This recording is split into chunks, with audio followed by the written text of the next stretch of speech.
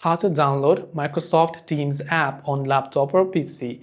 Hey everyone, welcome to our channel. In this video, I'm going to guide you on how you can download the Microsoft Teams app on either your laptop or your PC. So without any further ado or delay, let's get started with today's video. If you want to download Microsoft Teams app on either laptop or PC, now if you're using Windows, you can just go to your Microsoft App Store and type in Microsoft Teams and then download it.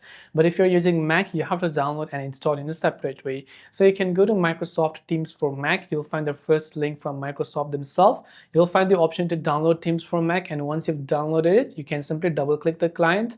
And when you've double clicked and installed the app, you can see the Microsoft Teams app will be launched on your Mac OS as well. So it's not only for Windows users, but for Mac or US users also, you can download the Teams and begin running it.